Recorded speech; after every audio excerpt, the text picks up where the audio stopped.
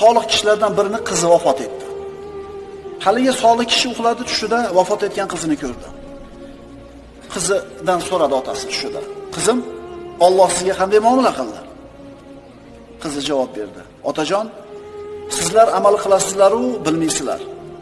Biz esa bilamiz-u, ammo amal qila olmaymiz. Subhanallohi va bihamdihi ni eng yaxshi amal ekanligini bildim. Albatta u narsa, ana shu tasbih, bitta tasbih dunyo va uning ichidagi hamma narsadan ko'ra afzalroq. Subhanallohi va bihamdihi. Subhanallohil azim. Kalimatan dedi Rasululloh, ikki og'iz so'z. Xafifatan alal lisan, thaqilatan fil mizan, habibatan ilir rahman. Tilga oson, tarozida og'ir, Rahmonga eng yoqimli so'z. Subhanallohi va bihamdihi, subhanallohil azim. Qiyinmi? Vala zikrullohi akbar dedi Alloh taolo.